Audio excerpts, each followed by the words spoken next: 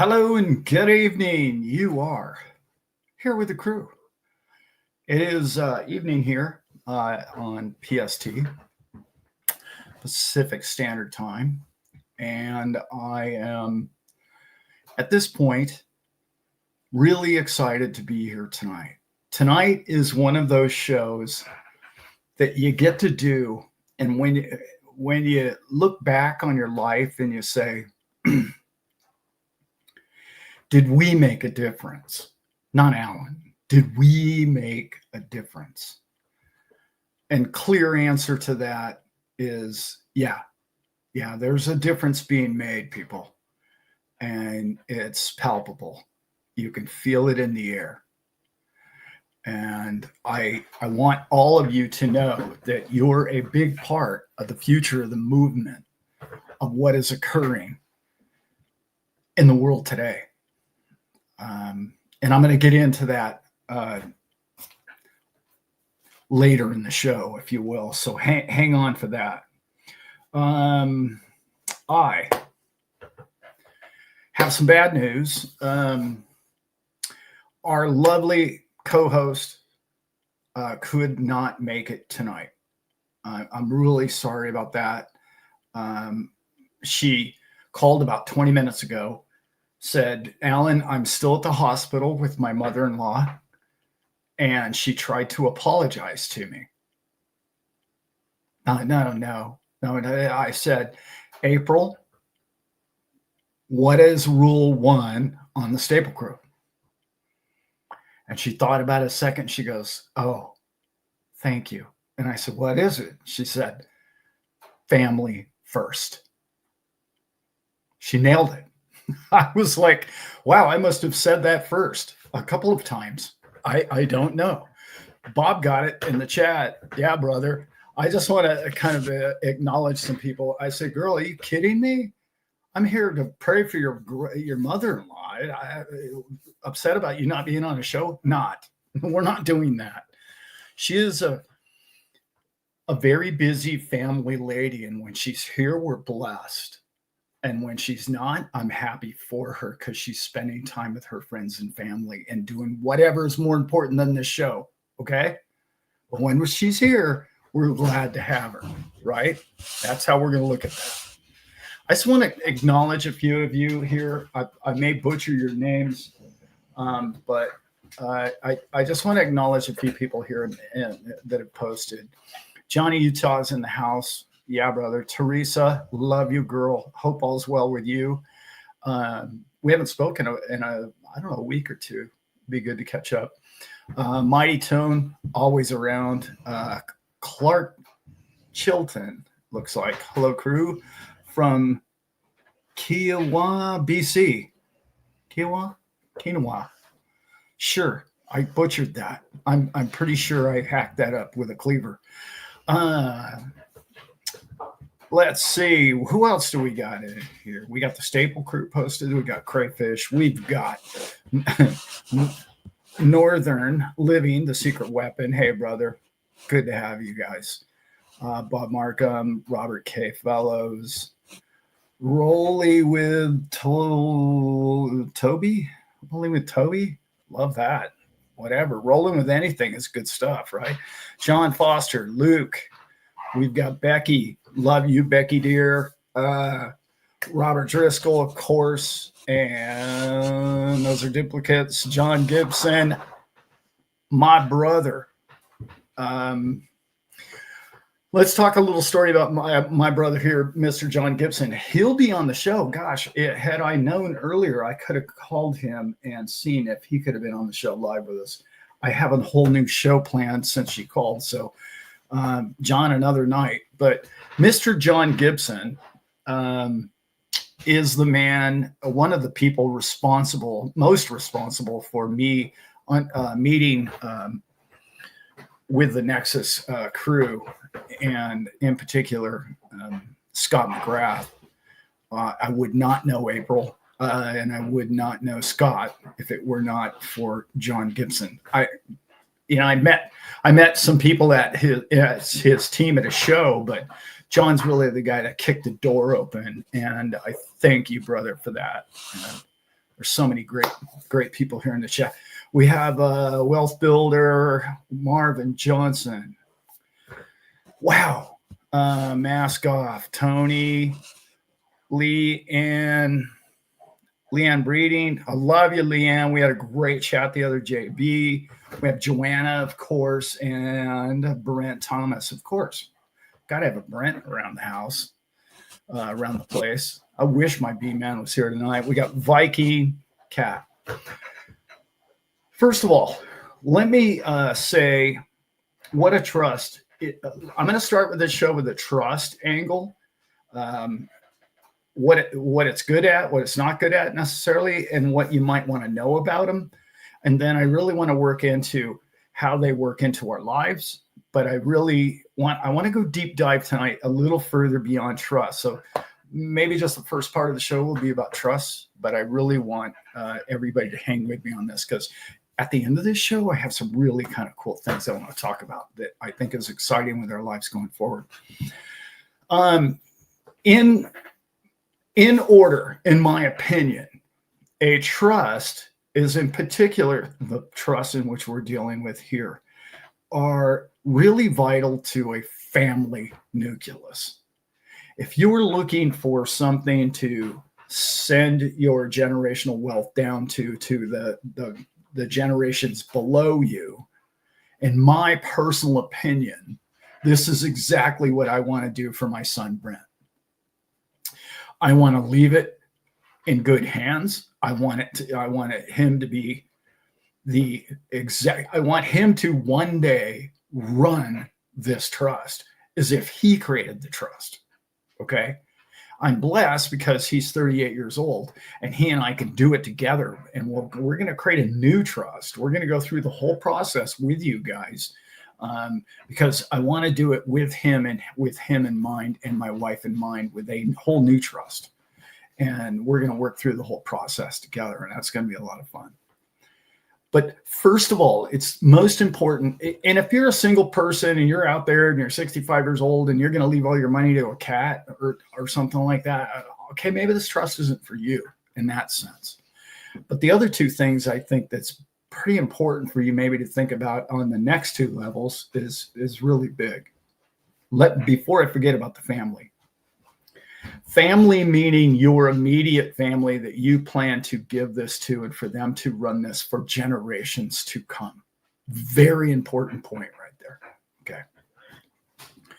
Not family in the sense that I'm just going to get there with you guys. This is a little heavy for a lot of people to understand, but I will tell you that it's very vital for you to know.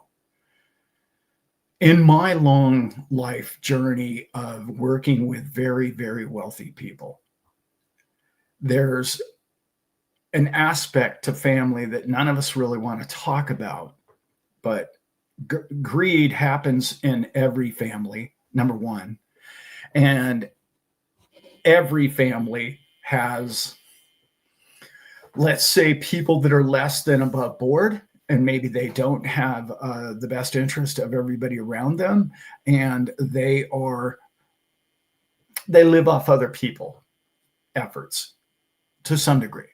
Okay, could be a brother-in-law or whatever, or a distant family or best friend even sometimes. Sports athletes, actors, wealthy people run into this all the time. One of my favorite things about putting your family in the trust and you in the trust and you're there and you know where it's going is you have a long-term, lifelong game plan. Most of us go through our life without any kind of game plan, without any strategy about life necessarily, in particular, your financial strategy. And it's such an important part of your life. How do you... Isn't it funny that most of us in this chat here, this is like the last piece of the puzzle for many of us? Why isn't this the first piece of the puzzle? Like your financial strategy for the rest of your life, shouldn't that be like really kind of taught in school? I mean, I don't even want to go there, but this is really key, because if everybody understood the mechanisms of self-reliance, understanding monetary systems, understanding the laws and the rules and how to use them for your advantage and how you can end up creating your own family and generational wealth, I think there would be a lot more of it around. And I think there would be a lot more people to access these kind of tools. And I'm going to call it a trusted tool, just as IBC is a tool. Getting back to I don't really like to use the word deadbeat, but there's people who are, let's see, come to you with ideas about, oh, well, I've got this brilliant idea, and you just have to invest these hundreds of thousands of dollars in this harebrained idea that I wrote down on a napkin. And, that's an aspect of these trusts that I really like a lot, because you're going to get a lot of family members that is not Brent, maybe other distant family members in my family. All of a sudden, Allan becomes, multi-millionaire, right? He's going to get people from high school calling you. You're going to run into this in your lifetime. It's not an easy conversation. And the fact that I'm even describing this situation and scenario to you tells you that this happens to a lot of people, virtually everybody who wins the lottery. We already know that. But even people who have brilliant ideas and create incredible businesses just in your hometown, the millionaire in your little small hometown goes through this, and his family. I have this story. I may have even told this story, but my boss passed away about 5 years ago. And then his wife, stage 4 cancer. And Patty was an incredible lady. She did so much for so many people, and they're multimillionaires. Well, they had 2 children. And the 2 children were, 28, 29 when they went through this, losing both parents. Well, thankfully, they had a great trust. But the thing that really bothered the 2 of them, because I grew up with them, I've known them for 10 years. I knew them since they were, 13, 14, So they kind of looked up to me as a father figure in some way. Obviously, being their yacht captain, it's kind of a position of authority to begin with. But when you lose both of your parents, like within a year and a half, it was very tough on them both, right? And I know I've told parts of this story before, but like their friends, like not just 1 or 2 of them, like almost all of them said, well, that really is terrible. You're losing your parents, but at least you're rich. Yeah.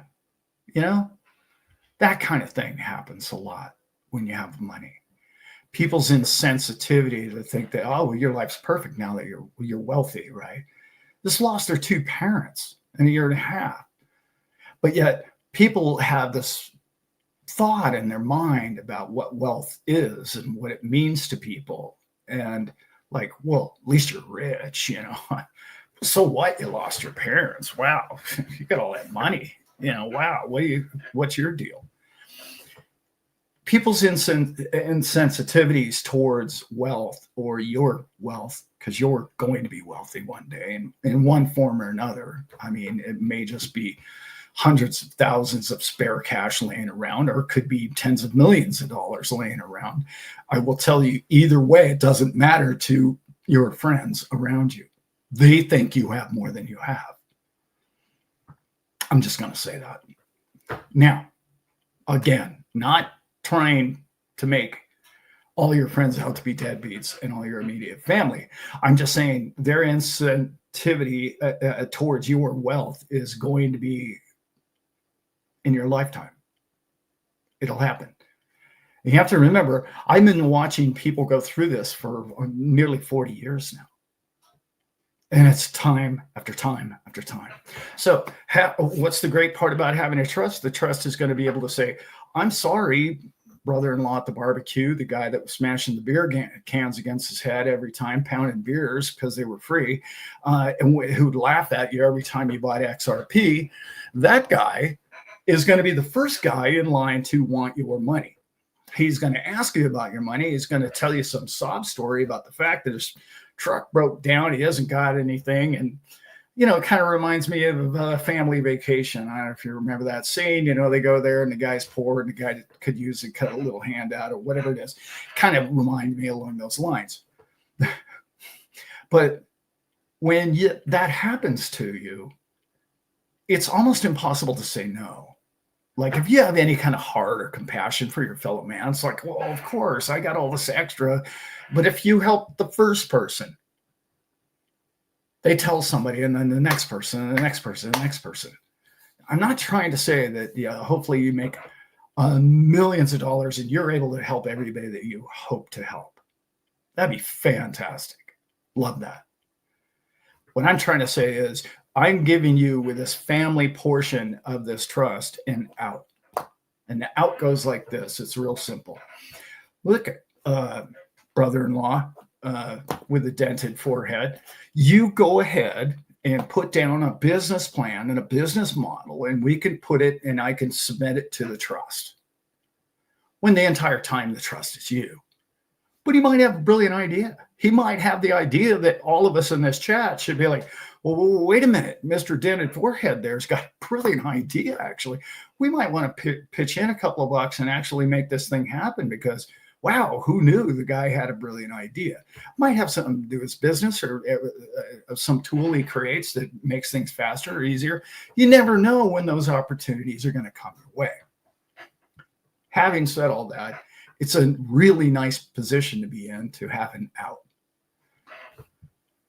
I'm just saying 99% of the reason that you want this thing is as a legacy for your children. The other 1% is the ugly part that I just described to you. The second of the three most important reasons to have a trust, if you were about to be sued. You never know when it's going to happen. Trust me, you don't know. You think all your bases are covered, and the next thing you know, you're having a barbecue at your house, and somebody's kid falls over, and the next thing you know, they want your money. And they'll get your money. Not maybe, they will get your money. That's what's going to happen. And I don't know, maybe complete negligence on your part, and maybe they should get your money. I don't know. That's up to you. But what I'm saying is they will come after whatever assets you have. That's what attorneys in the United States are really good at. Okay. I don't know if you ever heard the statistic that there's one engineer in America for every 300 attorneys. And in China, there's 300 engineers for every attorney. That tells you exactly all you need to know about litigation in the United States. It's over the top and it's ridiculous. So number two, you can figure getting sued, but let's remember, even if sometimes it wasn't your fault, right? Or I don't know if you guys have noticed in your lifetime, but things that used to be called, that was an accident, is now like, well, we have to find out who's at fault, period. There has to be can't just be an accident anymore. It has to be somebody's at fault, right? That was one of the things I learned about Canada. They're better at that. They were like, an accident's an accident and both parties just pay or whatever. I can't remember exactly how Canadians do it, but it just seemed a little bit more civilized, less litigious in that sense. It's big to have a financial umbrella supporting all of your assets in an account that nobody can get to. No attorneys can get their hands on it. That's huge, people. That's really, really big. Because even if it were to, I'm not trying to bag on attorneys. I'm married to one, as you guys know. But even if the attorney meant well for the person that got hurt on your property, they're taking half of it. The attorney's getting it. It's just, anyway, I don't want to go there. You know what I'm saying? My wife doesn't do that kind of law, but anyway, you get it. Yeah. Yeah. No fault insurance. Thanks, John Foster. Yeah, that's exactly what they do. And it's kind of cool. The one thing I did notice though in Canada is that when there is a car accident, it's like, why does it take so long if it's no fault, why don't we just pull the cars off the road and get on with the day? But they don't. They like shut down the road forever. Anyway, maybe that was just in BC. I don't know. Who knows? So I'm getting to number 3, and it's everybody's number 1 typically, but number 3 reason why you would want a trust. And this is big for a lot of people. Tax. That one's pretty easy. Everyone likes that one. Most people would have put that number 1. I think it's number 3 personally, because there's a lot going on in the world of tax today. There's a lot of people who, whether or not you believe in any of this, whether or not you believe campaign promises or any of those kind of things, there are a lot of people that are telling me, hell, no, I don't need a trust because Trump's going to get rid of all that taxation. He's just going to eliminate it. No more capital gains tax, no more overtime, no more tips. Overtime and overtips, I completely agree with that. How they're going to get rid of capital gains tax, that fantastic world. I'd love to live in that one. If that's the case, I'd say 75% of us don't even need a trust, right? Then I would really recommend you get an IBC. Yeah, because infinite banking concept, for those of you who don't know. It's pretty amazing to me that we as a society, number one, believe everything a candidate says. I mean, first of all, that's not even probably possible for them to do. I hope so. Don't get me wrong. I'd really love for that to be the case. And later in the show here in a little bit, I'm going to explain why I think that's a possibility, or maybe it's not. So those are my 3 biggest reasons for having a trust. I'm a big fan of family, sued, and taxation. If you need any more reasons than those 3 reasons, maybe you can find another reason out there, and I'm probably forgetting 2 or 3. But those are the 3 biggies for most people. Now, I really want to get into something that's come up. Some people have sent me some things, and I really wished I'd had April here to talk about this. Somebody sent me something the other day about, the IRS is coming after all these trusts, and they're going to crack them all, and they're going to break them all down, and they're doing all these things. Well, yeah, maybe, except for one thing. Like, the Rockefellers created most of this, and their attorneys figure it out.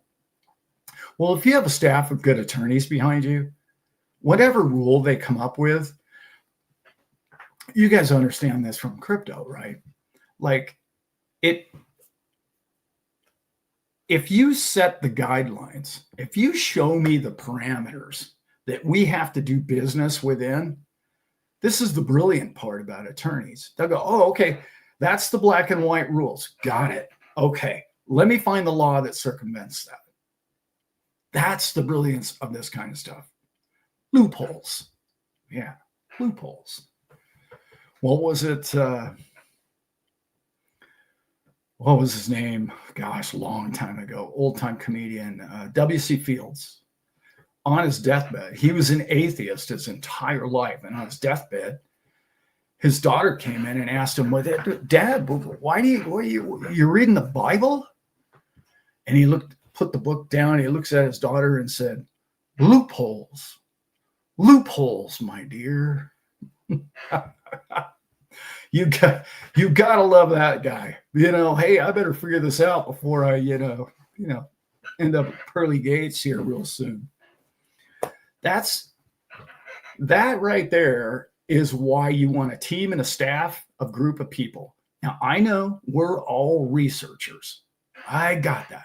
We research crypto, and I know everything there is to know about it. And boy, I'm on top of the news and everything that ever comes out about XRP. And I know it, and I know the big players, and I know the controversy, and I've been down the rabbit hole, and I got all of the conspiracy theory angles nailed down. So ready to go, Allan. What are you talking about? I'm just going to go ahead and study trusts, and I'm going to know them inside. No, you're not. No, don't do that to yourself. Please don't do that to yourself. What you want is a team of people that have done all that work for you and that have basically written the entire thing, and they own the thing that they wrote. A group of attorneys wrote this to cover their own tail. That's what you want. You want those guys. You want to be on those guys' team because they don't want to see you fall, because that means there's a crack in their system. Are you with me on that? That's what you're looking for. You're looking for a group or a team of people that actually have your back because they have skin in the game you're in. See where I'm going with that? Right. Okay. We have two more big things that I want to talk about. With a crypto mindset that all of us have, we know that we're going to do well. It's very clear and very apparent. Tuesday night made it pretty clear who the next regime is going to do and what they believe in and where they're headed. Look, I know there's a lot of Democrats out there. There's a lot of far left people out there. I get it. But if you're in crypto and you know that team won, it's got to ease the pain a little bit for you, because there's people on his immediate staff that want crypto to succeed. In particular, his sons, right? His sons are up to their eyebrows in crypto knowledge. They know what they're talking about. They created all these Trump coins. I mean, he's not going to ban them or go against them or fight against them. We're about to look at, Joanna hit me with this the other day, and it's so true. We're about to run into the roaring 20s with crypto. I want you to think about that. We're about to have crazy liquidity coming into this. And as soon as the public starts getting in, the public starts going, well, wait a minute, our country is completely behind this. That is going to be a financial boom that is going to last more than 40 years, in my opinion. I know there's down markets and there's business cycles, and I'm all about the business cycle. It's 4 to 5 years max for a business cycle. I get that. But what I'm telling you, what's going to happen, I talk about this in many other videos, what's going to happen when the wealthiest man in the world is no longer Elon? What's going to happen when the wealthiest man in the world is, I don't know, Charles Hoskinson? Vitalik? I'm just saying, Brad Garlinghouse. What happens to the elementary school students who are right now looking up to Elon because Elon makes rockets? Wow, that's really cool. I mean, who wouldn't like that? That's a cool thing. He's always going to be in the top 10, and little kids are going, wow, he makes cars and he makes rockets. I mean, who doesn't love that when you're a kid, right? As an adult, I actually have a high praise for what he's been able to achieve. I wasn't sure about Elon 5-10 years ago. I didn't really know what to think about it. I didn't know enough about it. But just think, when the wealthiest people in the world actually own crypto, and there's dozens of them, what do you think that might do? I mean, I know in your lifetime, maybe, certainly in my lifetime, the wealthiest people in the world used to own, oil.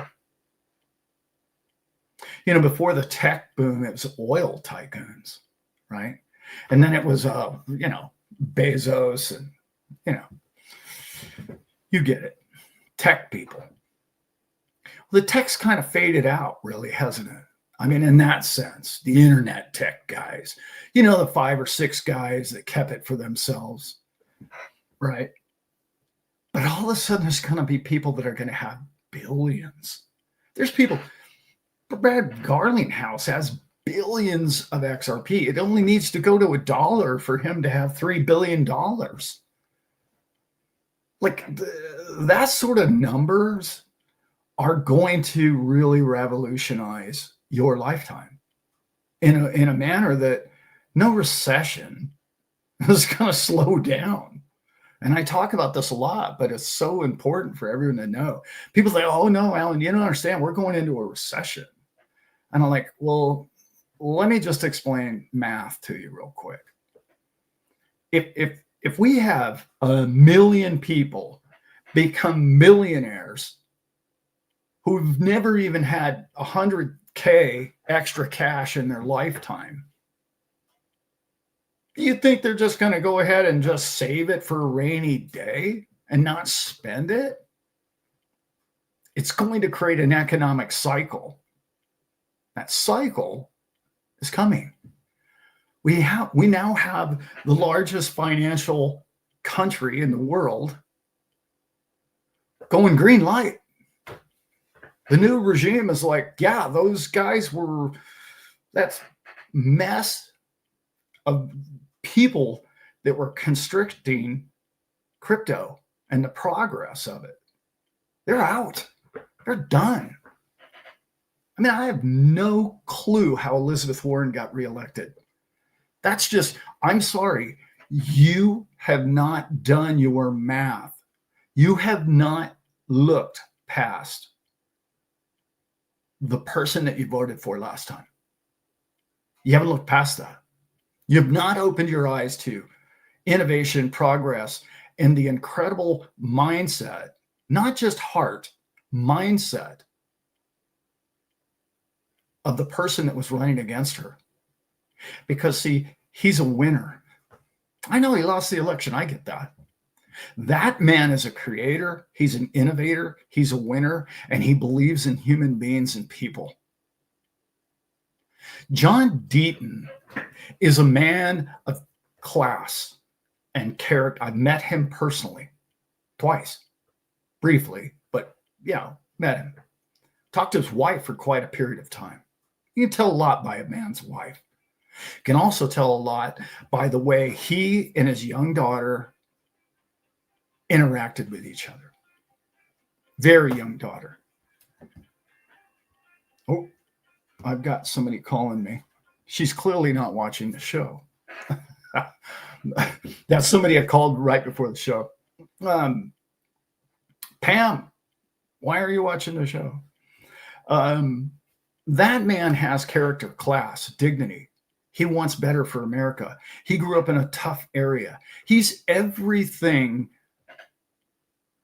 that Kamala said her life was. That's who his life was. And it resonated with a lot of people that she had that life. I don't know why it didn't resonate with her, with him.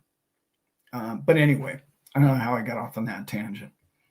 I wanted to talk about big money. Big money loves a proven winner. And I'm it's really difficult for me to talk about this because I offend a lot of people, in particular people in XRP. But I'm going to trust me, I'm not here to offend you. Don't take it personally. Big money likes a proven winner. That's why big money likes Bitcoin right now. It's a proven winner. It's such a proven winner that I think I read last week that 93% of all the people that own a wallet with 1,000 coins or more have been long-term holds. That's a very sizable account. You have to be worth hundreds of millions of dollars to buy 1,000 Bitcoin. They're long-term holders. They're not risk takers. Many people don't understand about the wealthy that they don't take risks. This concept in crypto that, oh, they're keeping the price down so they can buy more of it. No, I'm sorry, that's not the way the wealthy look at things. I know there's some market manipulation, of course, here and there. But that's not what they do. They don't call all their buddies and say, oh, I just crushed XRP so I can just buy a ton of it real cheap. 50 cents is dirt cheap for these people. They don't need to crush your price. I hope you get that. It's not easy for us because we're working people. We work every day, and we're not used to dealing with money. They want proven winners. They don't care how much money they make. I know that sounds crazy to people. They're like, no, they just don't want to lose money. So when you talk about big money and where it's going in the world today, it's not going to real estate, people. It's not. It's just simply not going there. It's going to crypto. How do I know that? Just look around. Look what's happening in Hong Kong. Look what's happening in all the global markets. Even the most locked down nations in the world are allowing Bitcoin mining right now. So what does that mean to the next 5 coins underneath that, my beloved XRP? It means they're not ready yet because it's not a proven winner. And not until the moment that it is a proven winner, whether that be through technical support, A, or use case, B, or C, it's just gone up and it's not going down and it's not going anywhere other than up, and it has this incredible upside. Well, okay, we're good. We're in. But the pool is too small. I talk about this a lot. The pool is too small. It's just too small yet. Okay. So big money isn't in XRP yet. The moment it is, well, take your hat off. It's going to be a lovely week for you, because that's going to happen. That's not maybe anymore. That's going to happen. Okay. Let's talk about making money with money. That's kind of one of everybody's favorites. I know we all know about AMMs, DEXs. I don't really want to go there with this. What I want to go now is we now have 2 things about to happen. We have a government that says, well, let's see. He's already come out and said, well, I'm going to get rid of all the red tape and the bureaucracy and the pricing of oil. We've got to get rid of that. I'm going to deregulate oil in the United States. We're going to ship it all over the world for cheap. We're going to compete with Russia. We have a ridiculous amount of reserves in this country. We have a ridiculous amount of oil, and we're going to pump it, and we're going to create cheaper oil. And a lot of people tell me, oh, well, that's not going to do much for us. And it's like, yes, it will. One of the biggest factors on the inflation scale is transportation costs, right? All trucks, all driving to work and that. The manufacturing of every single thing is made with oil. All of it. All your food, all of it is trucked with oil. If you drop the price of oil in half, the production level is going to go crazy. This is big. This is going to slow down inflation, which means they get to do what? They get to print. They get to print money. Right now, we're on this teeter-totter of like, well, they can't print. They had to raise the rate so high because inflation got so high because we handed out all this money. It wasn't just because we handed out all this money. It's because when they handed out all the money, the real estate went through the roof. The value of the cars went through the roof. Everybody who had an extra check, a stimmy check, blew it on something, which goes back to my early part of the story. When you all become multimillionaires, you're going to spend it on something, anything, everything. You don't want to die with $100 million in your account. Why would you do that? You're going to go out and you're going to experience life and travel and do all those things that you wanted to do your entire life. That is what you call an economic boom. Well, how on God's green earth are we going to create an economic boom going forward? Are we going to do it with real estate? No. Are we going to do it with oil? Kinda, in a long about way, right? Because it's going to afford us all those items and luxury things, or cost of food going down, to be brought to consumer at a cheaper rate. But no, you and I aren't going to get rich from oil. We're not going to get rich from possibly precious metals to some degree. I really believe, and that's going to be another wealth generator. What's the other boogeyman hanging around? Where's the other elephant in the room that nobody's talking about on a financial level that could bring economic boom to the entire face of the planet. Crypto. You don't suppress innovation to the most important thing on the face of the planet, which is money. I would say man's consciousness first, but you know where I'm going. The most financial thing on the planet is money. And we know how to make better money. That's going to create economic boom and efficiency. And to the holders of those assets, a whole new financial. It's funny when I talk to people all the time and they say, oh yeah, that Bitcoin, that crypto thing, that was already a bubble. That thing's been in a bubble for 10 years. I'm like, you have no idea what you're talking about. I mean, it was like talking straight out of a CNN script. What's the matter with you people? Wake up. How else are we going to create a financial? What are we going to do? AI, of course, but how many people own AI stock? And it's too early to pick the AI company winners yet. You just don't know who they are yet. You have no idea. When the winner appears and you go, oh, okay, that's the guy. There they are. Okay, that's a group. This conglomerate actually is doing the right thing with AI. Boom, society will nail it. And you'll hear about it probably on this show or many better shows than this one, and you'll get it. That's not yet. There's too many moving parts still. Your next economic boom is coming from crypto. I know you guys already know that, so I won't get too much more into that, but I'm going to tell you why that is. It's virtually cost-free. Where's your downside? And I know a lot of people that don't like Bitcoin. Oh, well, it takes too much electricity. It creates electricity. And if you don't understand that, if you don't know what I just said right there, you have some research to do because you're incorrect in your beliefs. You need to understand why creating more power plants, efficient power plants, is financially more economical than it's ever been before in the history of man. Because of Bitcoin, in particular, proof of work coins. And if you disagree with me on that, great, good for you. I agree. I agree that you should have a different opinion than I do.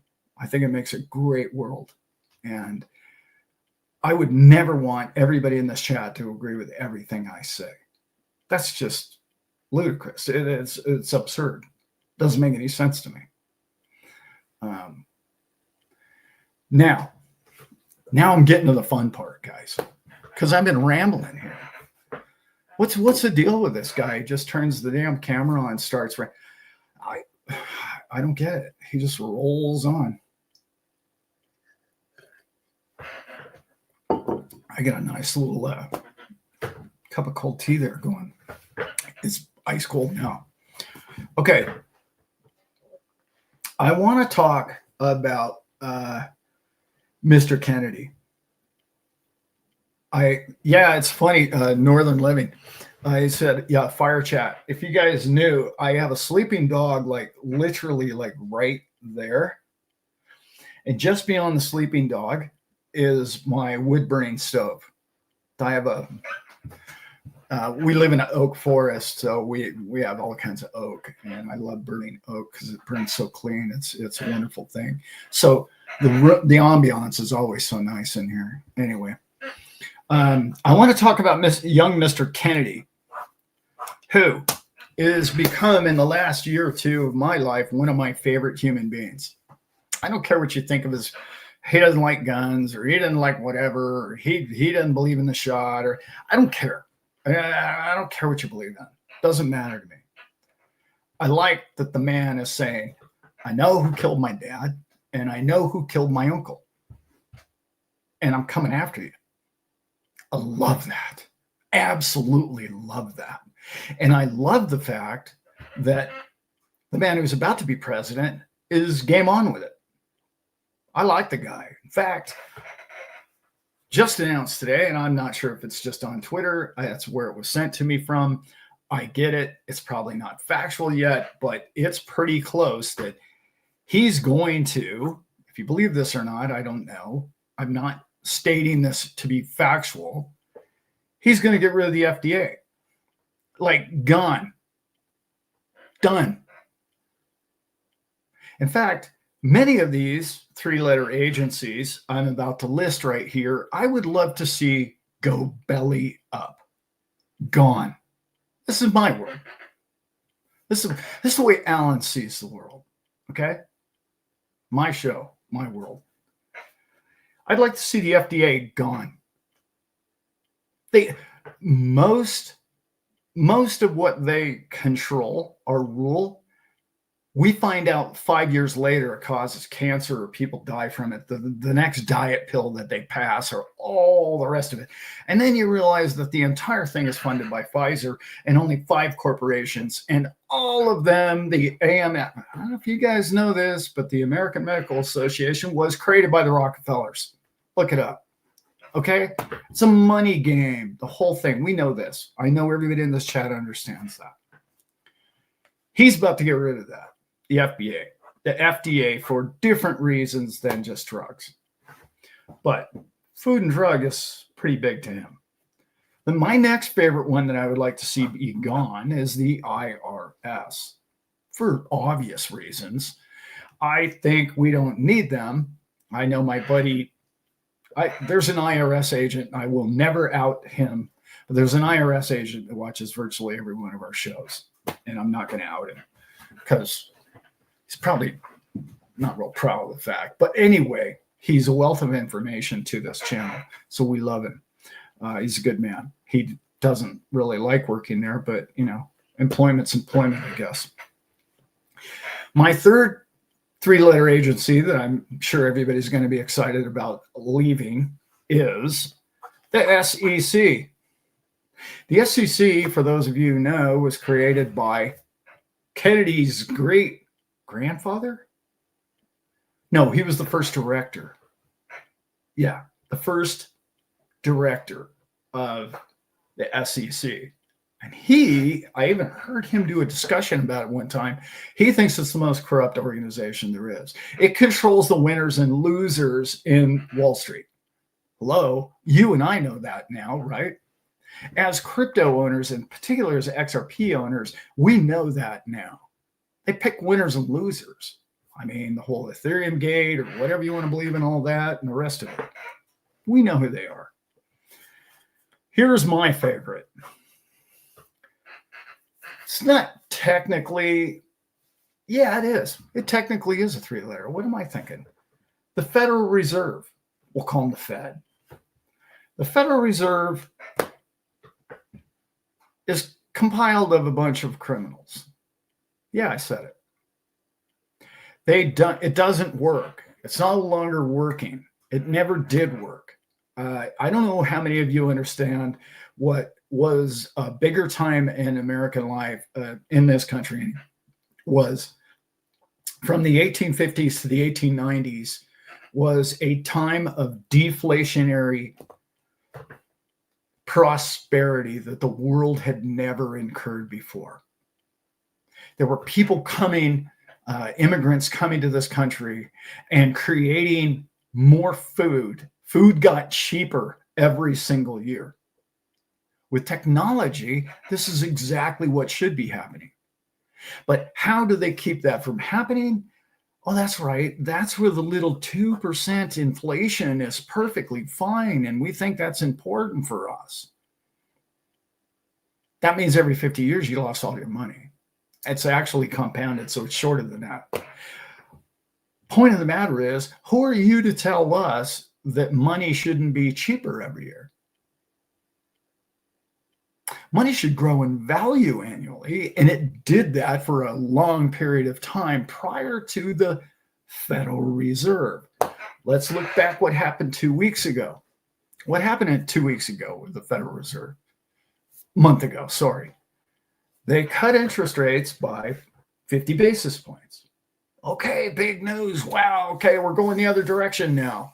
And the 10-year home loan rates went up. What? I want my money back. What happened? I thought it was supposed to go down. How come on my house payment, my car payment went up? What are you clowns doing over there?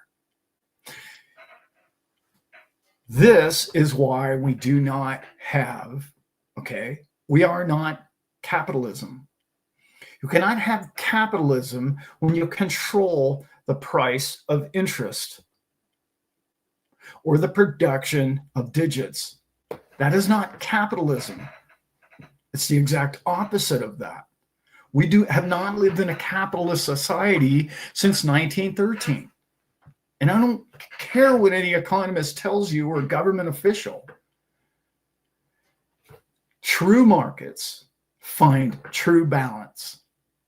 What you're willing to pay for it, or somebody else is willing to pay for something, or somebody else is willing to sell it for, is the true price of everything. When you manipulate how much who can get the money and how much they can get, you've manipulated all those prices all along the line. We know why they do it. They do it so they can hit their cronies with the cash first. We got it. We understand it. And by the way, it's bigger than just going back to a gold reserve or a Bitcoin reserve or whatever everybody wants to call whatever, a new financial system. It's bigger than that. What they're able to do is control things, attempt to control things in a manner that is only for their own well-being. And they convince us that they say, okay, well, if we print more money for all of you, it's all going to go so much better for all of you. No. Oh, we're going to give you $25,000 to buy a house if you're a first-time buyer. No. That creates inflation. It jacks up prices, and it's not a fair what you can pay for something and what you're willing to accept for something free capitalist market. It doesn't work. It's never worked.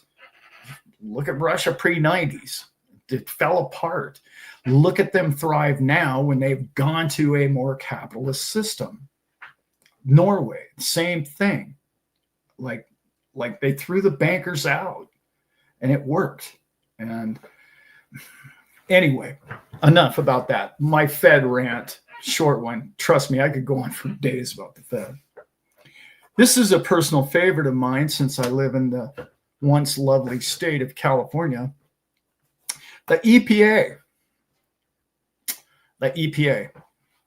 Yeah, not a fan of anything they do. I forgot to mention, there's 30,000 employees that work at the Fed. I think it's almost 10,000 at the SEC. They make a lot of money too, by the way. Really? 30,000 to do what?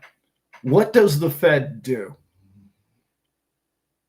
Yeah, that's right. It's going to be a while before I get an answer to that. Not much is the answer to that. They do a press conference, right?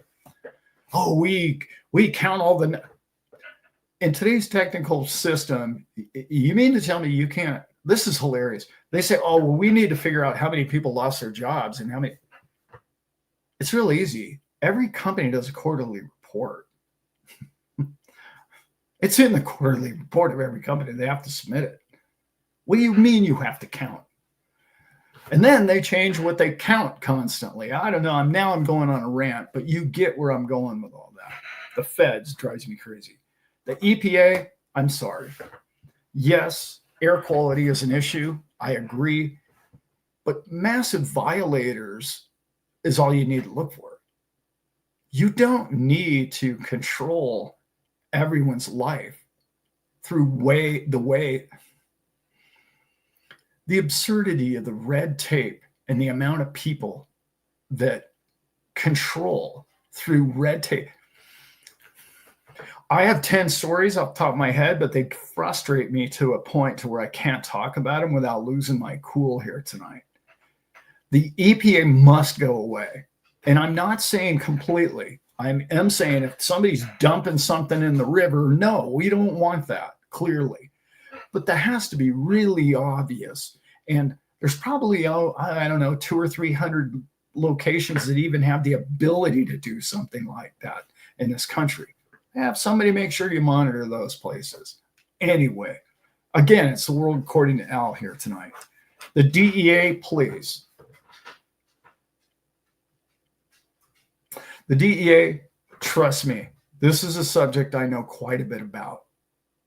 When you're a yacht captain, you know what's out on the ocean.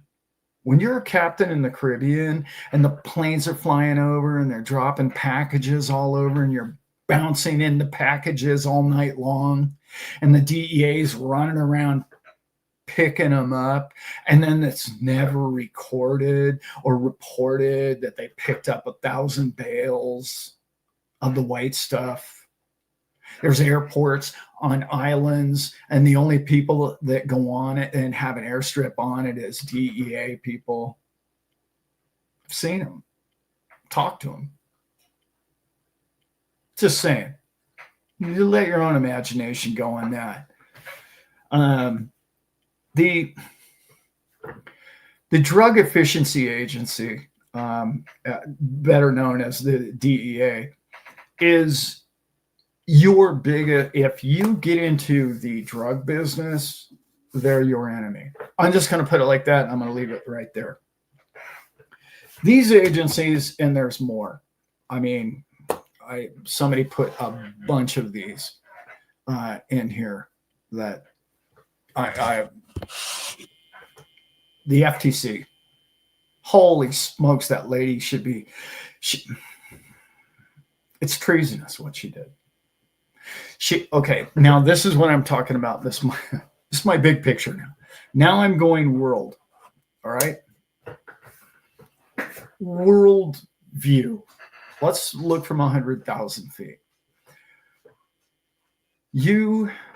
When you see the world and you say, okay, I did a video about this 2 years ago.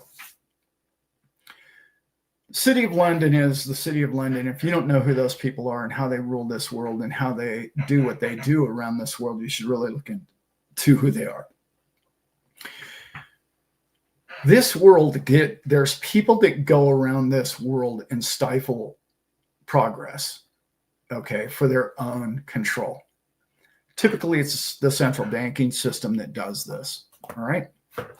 If you understand that, and if you can work from that premise forward, then you would say to yourself, well, being a crypto supporter, you're the enemy to something like that, because you and I are going to be able to decentralize monetary digits and no longer have to worry about a fiat system, correct? Right.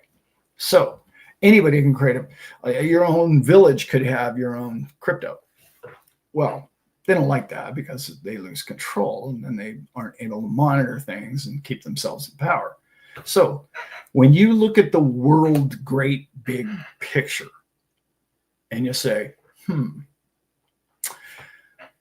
why is it that the US made a massive blunder with the futures market back in the 70s? And they allowed the UK to own it first. And they did the same thing with the Forex. And you say, well, Al, we banned it here. It's against the law. We wrote legislation that the Forex market should never be able to trade foreign currencies ever on this continent. That's illegal. The UK thrived, making hundreds of billions of dollars for nearly a decade before we got to trade Forex exchange currencies. You see a pattern here? You see what's kind of been going on with the globalist people that potentially have been running this country, in particular for the last couple, 2, 3, 4 years, who have been crushing the crypto markets. You ask yourself, well, have they been doing that intentionally? Come on, really? I did a video 2 years ago about this, saying exactly what was going to happen, exactly the way they did it, and it's completely unfolded like reading a book. A little lucky guess, I don't know. Think about that. How is it that we allowed Europe, the FTC. You should look into what they threw the book at that lady, okay? Dina Khan or whatever her name is. They threw that was the most incriminating piece of paper I've ever read about a human being anywhere, let alone she's in charge of an office. It was treasonous, truly treasonous, what she did to allow Europe to thrive in crypto in particular, so that it got squashed here. That's why back when everybody was saying, oh, no, we want the FTC to rule all this stuff, and we want them to rule all, I was like, whoa, wait a minute. Yeah, Gary Gensler and the SEC is bad, but have you seen what they're doing? You seen the way they control the futures market? I happen to own crypto in Christmas of 2017. And those of you who owned it back then, you remember what happened. Well, altcoins had happened a little later. I want to say it was probably, I don't know, March, I guess. But Bitcoin fell like a rock the exact day they opened the futures market. And yes, that was the previous president who just got elected again Tuesday night. But again, do I think that he's the same man he was 4 years ago? Clearly he's not. He hated Bitcoin back then. But it is a sign of intelligence where somebody can actually say, well, maybe I was wrong about that. Maybe I need to listen to people a little bit more. And maybe, just maybe, we can find a way to all people can make a buck off of this thing, and including have more global presence or power if we own more of the Bitcoin. I think the man said it almost virtually in that manner. That's the world view that I see now with crypto.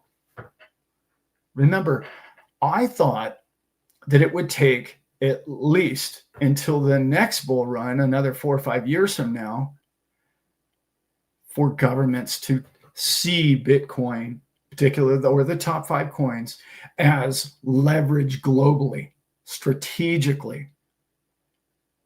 And then, I don't know if you guys saw this, but this is an important fact, and I want everybody, if you don't know who Jason Lowry is, he's a colonel. I want to say he's a colonel. I don't lieutenant colonel. I don't know. I don't know his rank, but he's Air Force and he's Space Command, if you will. And he wrote the book about Bitcoin and its strategic importance going forward globally. They basically banned him, I think about 3 years ago. He was promoting his book and going all over, and all of a sudden, silence. They got a hold of him and said, listen, you're not talking about that any longer. That was clearly our Pentagon holding the man down and saying, look, quiet, just stop. Well, I don't know if you guys heard this, but he's looking for a place to live in Washington, D.C.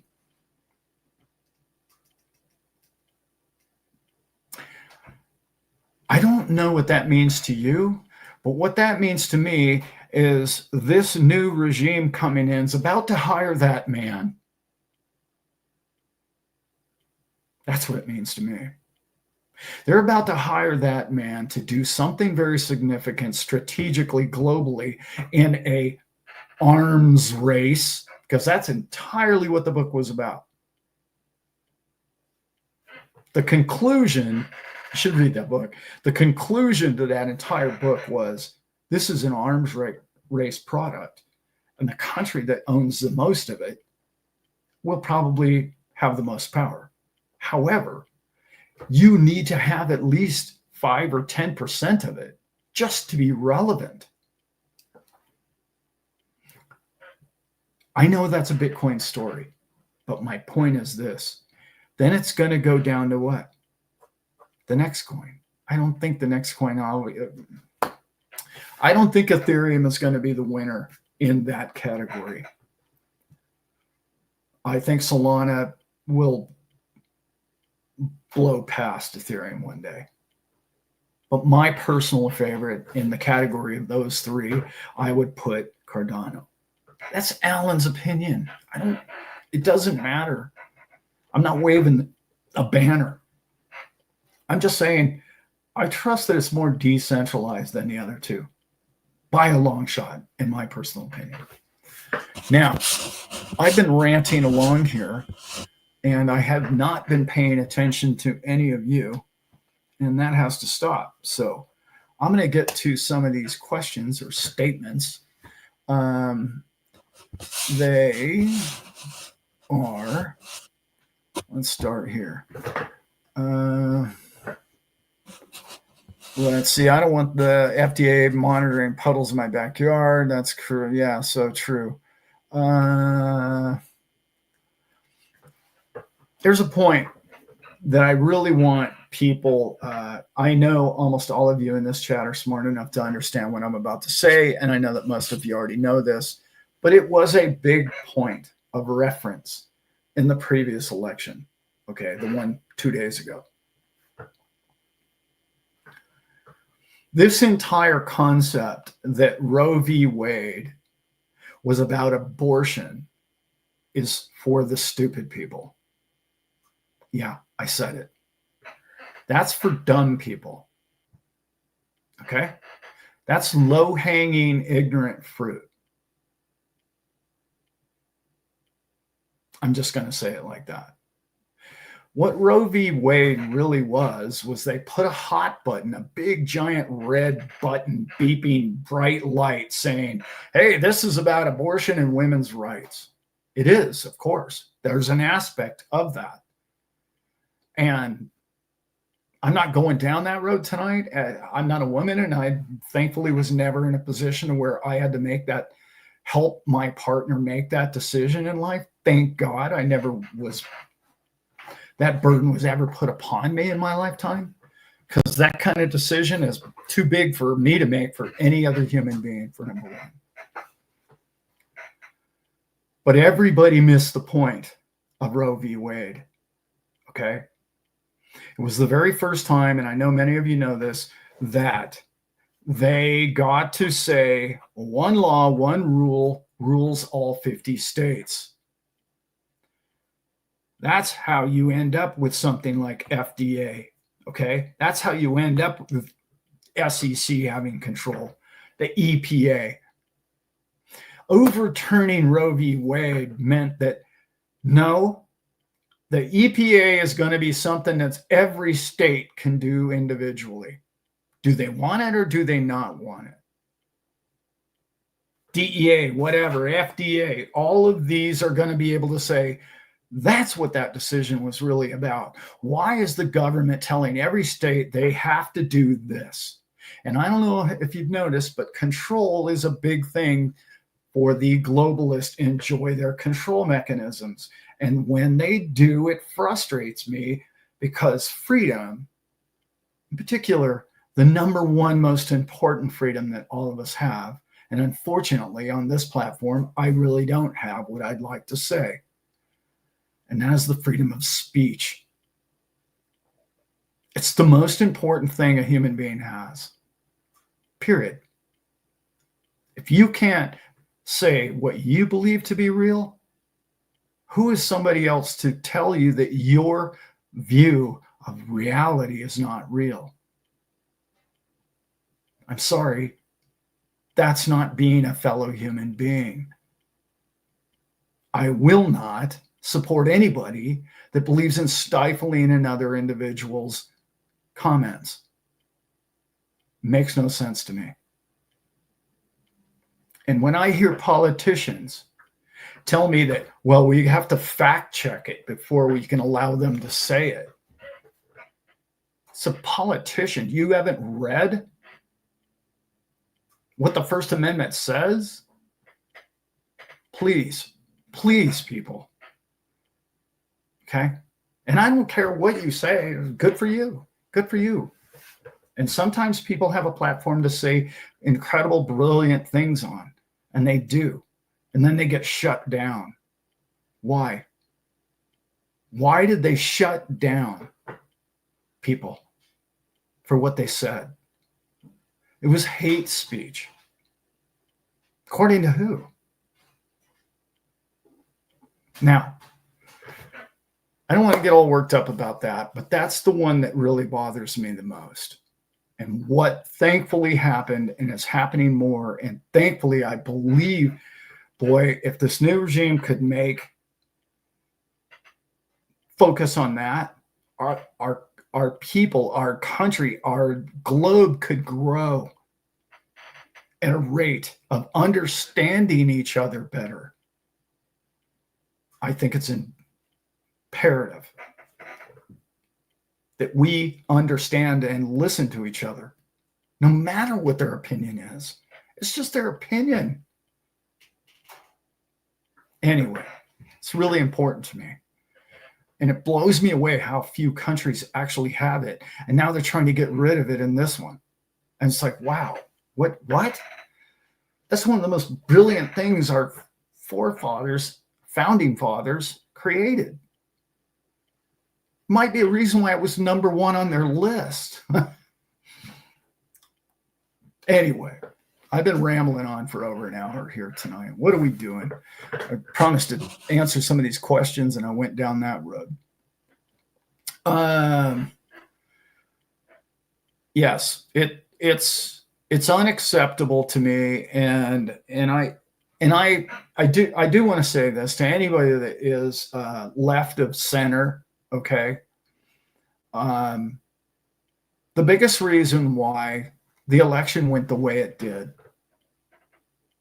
is because when a pendulum starts swinging and you have control and you start swinging your pendulum so far and you're out of touch with people, you become further and further and further and more extremist and more extremist. And I'm talking either side of the pendulum. Too extreme to the right is not good, and too extreme to the left is not good. What they lost touch with was the center. And the center is the 90% of the people on this planet that don't hate anybody because of whatever they said or whatever they think or whatever they wear or whatever they look like. We just want a happy life for our children and our friends and our family. We don't need your political reasons to hate my neighbor. I don't need that. What we need is more in the middle. What's most important to the Smith family?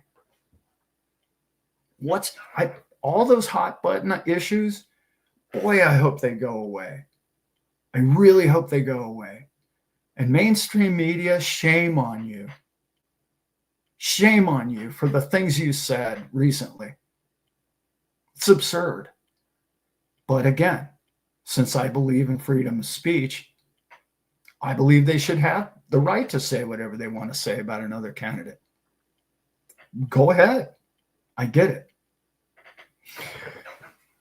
I find it really interesting, though, that how is it that they call somebody a Nazi and a racist and all of these harsh, heavy words that both the outgoing president and vice president have been calling this man for months. And then they call him up and say, hey, yeah, come on over to the White House. No problem. What? Like, why? So did you not really feel that way about the guy? Or do you still feel that way about the guy? And you're forced to have him over? Or what? Was it really how you felt? Did you have really evidence about the man about that way? You really didn't, did you? You kind of did it just get votes, didn't you? But again, it's their right to say it. I would never want them to not have the right to say whatever they want. I would, however, hope that going forward, as you guys know, I'm not very political, and this is probably the most political I've been on my show in 3 years. I would love to see the day when we can finally have candidates who are fighting to be the leader of your country or this country, any country, compete on a level of, I'm qualified to do this. I'm qualified to do this. This is one of my big strengths. My candidate has these two strengths. I think my strengths are more important. But that man that I'm competing with or woman that I'm competing against is very good at these other things. It's really a choice between what do you find more important or necessary in the future of our nation? Instead of the slinging mud around like a bunch of, anyway, pestilent children. I like it. The whole thing is, that's why I don't follow politics, because it's low energy. It's low vibration, low energy, and it will suck the life out of you. And I thank the God above that it's over to some degree. I'm so happy about that. It's my favorite day is the day after election. Well, if there's a clear winner anyway. Okay. Let's see. What do we got here? I don't know. Maybe I was receiving the stock shopping from a different country. Yeah. Northern, love your brother. My crew family, don't lose hope. We're at the beginning and hold on to your number. Yeah. We are in a place right now, guys, that history is going to look back upon and say, that's when crypto started. I really believe that to be true. I really believe the first 15 years so far, that's not when they're going to say. They're going to say, whoa, when they really took their thumb off the scale and allowed it to freely become what it became, it thrived. And the people, not just the people that owned it, okay? Let's remember, guys, 90% of what these coins do is they fix a problem. They come up and they write this code to fix an issue. Some of them very small, some of them quite large. But my favorite conversations is one of my, I'm sure everybody in the chat understands who I'm talking about. But there's a young man, brilliant man by the name of Quincy Jones. And Quincy always says, this is exactly how he says it. Well, what is it you're trying to accomplish? Before, like you want to talk about code and how it works and who's doing what and how we can fix it and how we can create a better world with code and how's the software. He always boils it down. He says, all right, stop now. Stop. What are you trying to achieve? Come to me with an idea. Come to me with where you see an opportunity. When that little sliver of opportunity, there's a little bit of daylight in this problem, we can fix it with code. That's what crypto is doing. It's not just making you rich. It's making us insanely efficient in a monetary way, in a like accounting way, in a loaning way, in a creating generational wealth way, obviously, but also creating income, monthly income way. All of these ways for AI and robotics to communicate and transact with each other on a financial level is going to be massive. And I know I talk about that all the time, but anyway.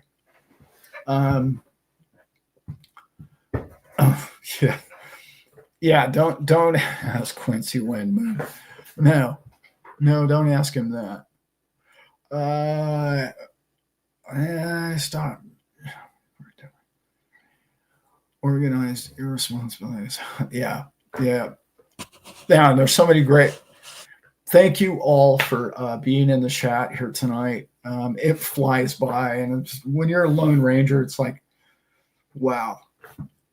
Plus, I get on here and I have my speaking points, and I sometimes have a perspective that rings and resonates with many of you. And sometimes you think, well, that guy's just, I click, I'm out.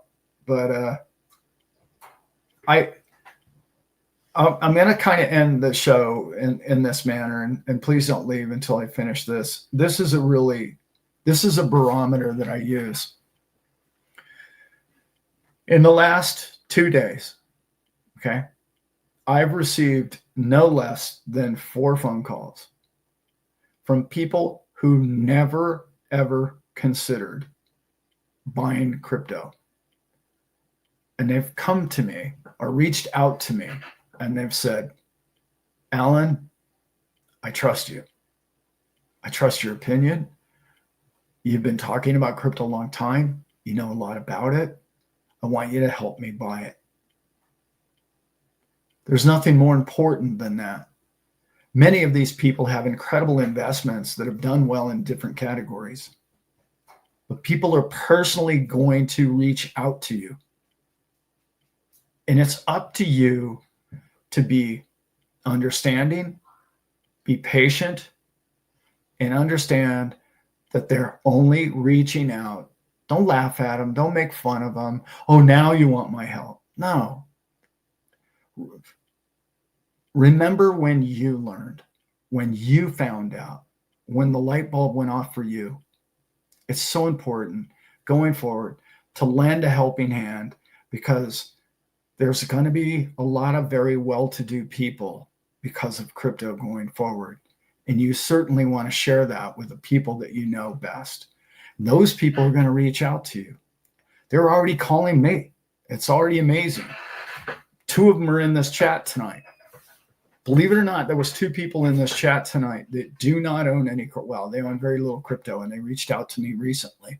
And they said, wow, man, I think this thing's the real deal. Maybe I should get more of it. What do you think? Yeah. So anyway, with that, guys, it's been a long show, and I really appreciate all of you for being here. And thank you. Oh, hit the like and subscribe, all that good stuff. I really appreciate your time. I did get a promise from April that she will be here next Thursday, but you know what? If her family needs her on next Thursday night, we'll completely understand, right? Because what's more important than our families, right? Okay, guys. With that, I am going to be signing out tonight. So, oh, remember, I'm stealing this from Gary Cardone, actually. Go out and do something nice for somebody that you don't even know. Just try it. Just go for it. All right, guys. Love you all.